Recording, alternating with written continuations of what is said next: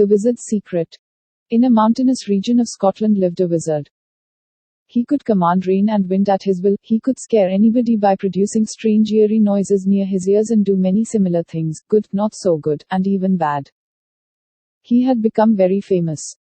Landlords and high officers and common men, all paid respects to him. He earned a lot of money. He became very proud and haughty. He built a mansion for himself. There were a number of servants to do his chores. Whenever he would go out to attend a function or to cure somebody possessed by an evil spirit, his servants will follow him carrying his clothes, seat, food, and other things. But he did not let them carry only one thing, his magic book. That was a huge volume given to him by his master. Never, never, never let anybody else open it. You know what happens the moment it is opened, the wizard knew. The moment he opened it, hundreds of spirits appeared around him. Nobody but the person who has opened the book can see them. The wizard always carried the book himself to avoid the risk of anybody else opening it. One day he was summoned by the king, who wished to see him perform some miracle and the same time to honor him. He set forth in style. He rode a horse while his servants followed him. He was not quite accustomed to riding horses. He found it difficult to carry the book and to hold the reins. "My master, why don't you let me hold the book?" proposed one of his young servants, a new recruit to his service. The wizard was fond of him. The wizard yielded. "Hold it, but never open it," said the wizard. The small procession started for the king's palace, which was beyond a vast valley. The horse went faster.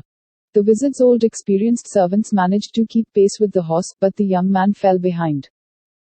Tired, he sat down near a spring and drank from it and relaxed. By and by the mysterious book aroused great curiosity in him. "My master does not wish us to open it lest we should learn some magic formulae, but he is not here to see me." He opened the book. Of course, he could not read a thing, for the text was not written in any plain language. Soon he heard a strange hissing sound. He looked and saw hundreds of weird creatures coming pressing towards him. A task for us, task," they said in a grim, nasal voice. The young man did not know what work to give them. He said, "Wait, task, they said more impatiently. They pressed against him. They had no physical bodies, still, the young man could feel their touch. It was very uncomfortable. "All right. Gather all the dry creepers and roll them into ropes," commanded the young man. The spirits dispersed. The young man heaved a sigh of relief and went on turning the pages of the book, hopeful of finding at least one passage that he could understand. He had hardly turned 2 or 3 pages when the hissing was heard again. He looked and saw rolls of ropes before him. Tasks, said the spirits. "Oh, the botheration," the young man told himself. Suddenly, in a flash, he got an idea. "Go to the seashore and make ropes out of the sand," he said, happy with his cleverness. The spirits dispersed. "Now they will go on laboring in vain and I will be in peace," the young man told himself. He was in peace for 5 minutes.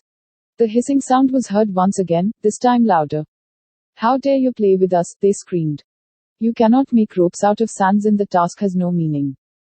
You have been false to us.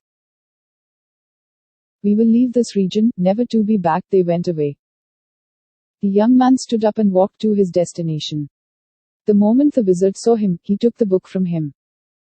He had started regretting for handing over the book to his servant.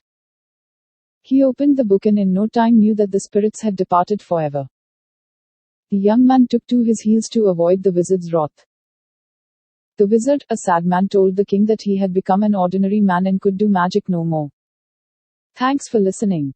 Please do like, share and subscribe to our channel. See you with another story.